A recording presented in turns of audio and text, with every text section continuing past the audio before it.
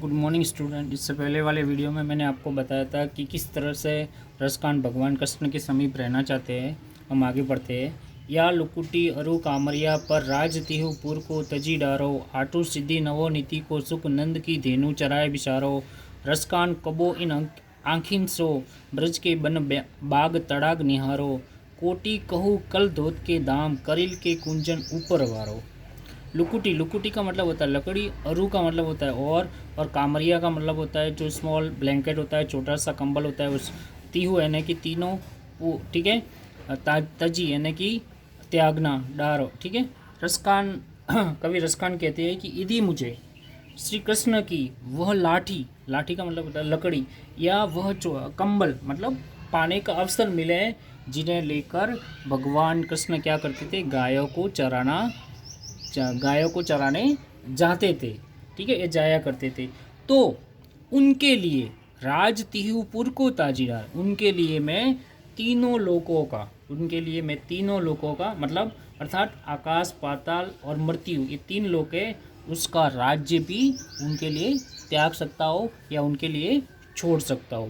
किसको प्राप्त करने के लिए? भगवान कृष्ण की लाठी और उसका कामरिया मतलब छोटा सा जो ब्लैंकेट होता है, यदि वो उनको मिले तो उनके लिए वो तीनों लोगों का राज्य है उसको भी त्यागने के लिए तैयार है, ठीक है। फिर आगे लिखते हैं कि आठू सिद्धि नवो निधि को सुख नंद की धेनु चराए बिसारो। बिसारो का मतलब होता है भुला देना।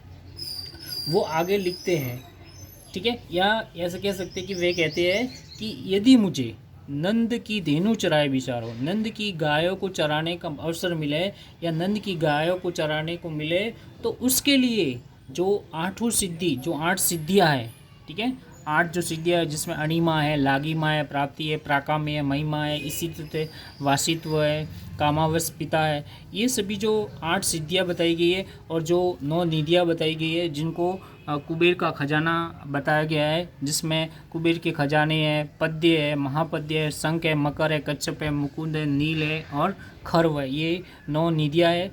तो वो कह रहे हैं कि यदि मुझे नंद की धेनु चराए, नंद की गायों को चराने का अवसर मिले, तो उसके लिए 8 सिद्धियों से और 9 निधियों से जो सुख प्राप्त होता है उसको भी मैं त्यागने के लिए या उसको भी मैं बुलाने के लिए तैयार हो या उसको मैं बुला सकता हो, ठीक है। आगे लिखते हैं, रसकान कबो इन आंखिन सो ब्रज के बन बाग तड़ाग निहारो। निहारो का मतलब होता है देखना और तड़ाग का मतलब होता है तालाब, पौंड, बाग का मतलब बगीचा, वन का मतलब होता है जंगल, आंखिन का मतलब होता है आँखें, कबो का मतलब होता है कब, ठीक है।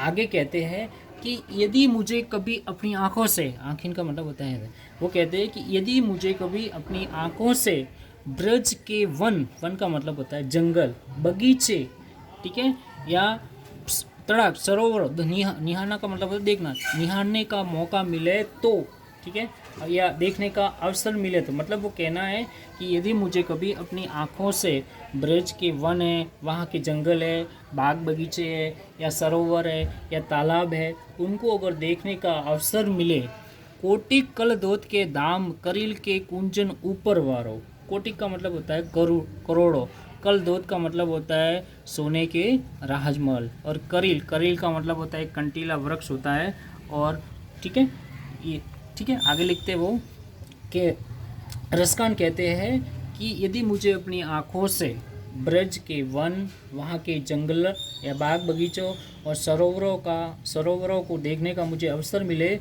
तो मैं वहाँ उगने वाली कंटीली जो झाड़ियाँ हैं या कंटीली झाड़ियों के झुरमुट का मतलब होता है स्मॉल जो ग्रास होती है, उसको पसंद करूँगा, ठीक है, उनको पसंद करूँगा, और उन पर कल दोत के दाम करिल के कुंजन ऊपर वार, और उन पर सोने के करोड़ों जो महल है उसको भी मैं क्या कर सकता हूँ, न्योछावर कर सकता हूँ, या उनको भी मैं त्याग कर सकता हूँ, ठीक है। आगे देखते हैं, जा दिन से वह नन को छोरो या बन धेनु चराए गयो है, मोहिनी तानी गोदन गाय के बेनु बजाई रिजाई गयो है, ताई घरी कछु टोनासो के रसकान हिये में समाई गयो है, कोऊ न काहू की कानी करे सिगरो ब्रज बीर बिकाई गया मतलब बिक गया। सिगरो का मतलब होता है समस्त, कहानी यानी किसकी, तानी यानी तान, रिजय यानी मोहित कर गया है। ठीक है, चोरों का मतलब होता है लड़का, चराई गयो मतलब धेनु का मतलब होता है गाय, और चराई का मतलब होता है चराई गए।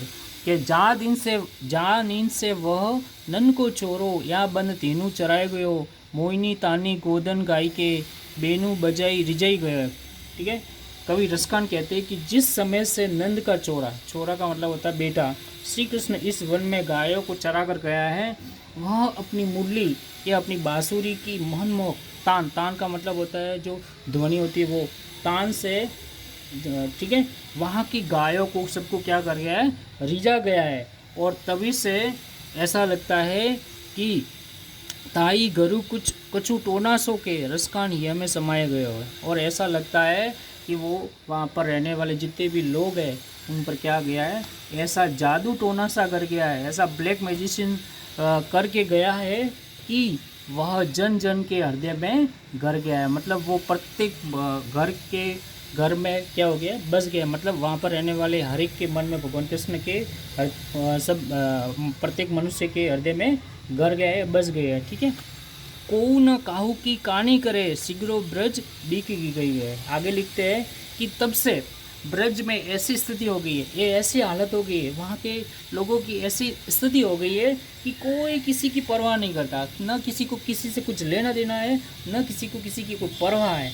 जैसे ऐसा लगता है कि सारे ब्रजवासी नंद जी के चोरे पर क्या हो गए, नीचावर हो गए, बिकाई गए, मतलब बिक गए। मतलब उन पर सब ऐसा पता नहीं कौन सा जादू टोना कर दिया है, ऐसा लगता है जैसे वो पूरे के पूरे बिक गए हो। ठीक है, आगे लिखते हैं। यहाँ पे आप देखोगे कि इस पर लास्ट का जो समय है उसमें आप देखोगे कि राधा जी के बारे में और भगवान कृष्ण की प्रेम कहानी के बारे में बताया गया है कि मोर पंखा सिर ऊपर राखियो, गुंज की माल करे पहिरोगी, ओड़ी पीताम्बर ले लुकुटी वन, गोदन कुआरिन संग फिरोगी, भाव तो मोही वही मेरो रसखानी, सो तेरे कहे सब स्वांग भरोगी, पे मुरली मुरली दर की, अदरान धरी अदरा न धरोगी। धरोगी का मतलब होता है धारण करना, मोर पंख का मतलब मोर के पंख, राखियों का मतलब होता है रखना, गूंज का मतलब होता है एक प्रकार के बेल के लाल रंग के जो फूल होते हैं वो, पहिरोगी का मतलब होता है पहना। ठीक है, और ओड़ी पीताम्बर का मतलब होता है पीले वस्त्र, ओड़ी का मतलब होता है ओढ़ना, गोधन का मतलब होता है गाय, ग्वारिन संग फिरूंगी ना। ठीक है, भागतों का मतलब होता है बसना क्या। रसकान कहते हैं कवि रसकान श्री कृष्ण के प्रति यहाँ पे गोपियों के प्रेम का वर्णन करते हुए कहते हैं कि गोपियाँ श्री कृष्ण के लिए वह सब कुछ स्वांग करेगी या नाटक करने के लिए तैयार है जो भगवान कृष्ण को प्रिय था।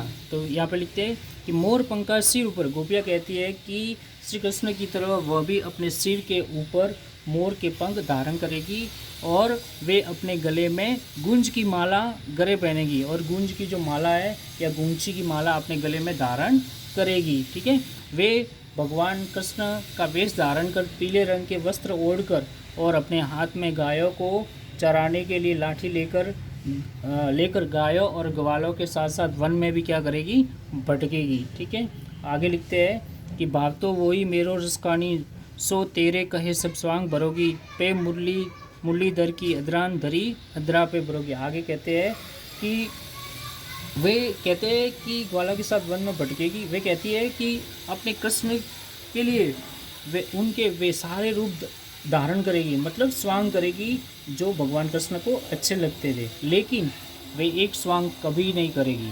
वो कौन सा था जो श्री कृष्ण किया करते थे, वह यह है कि वह कृष्ण भगवान की जो मुरली है, मुरलीधर का मतलब होता है मुरली को धारण करने वाले, और मुरली आप जानते हो बांसुरी। ठीक है, वो कहते हैं कि वे कहती है कि जिस मुरली को श्री कृष्ण ने अपने होठों पर रखकर बजाया था, उस मुरली को हम अपने होठों पर कदापि नहीं रखेगी। मतलब कहते वो कह रही है कि जिस मुरली को भगवान श्री कृष्ण अपने होठों के द्वारा या होठ पर रख करके बजाते थे, उस मुरली को हम कभी धारण नहीं करेंगे। अगर वो ऐसा करोगी तो वो जो मुरली है वो झूठी हो जाएगी और वे अपने आराध्य के प्रति ऐसा व्यवहार कभी नहीं करना चाहती। ठीक है दोस्तों, ये पार्ट पूरा हो गया आपका। Lesson number 3 is complete.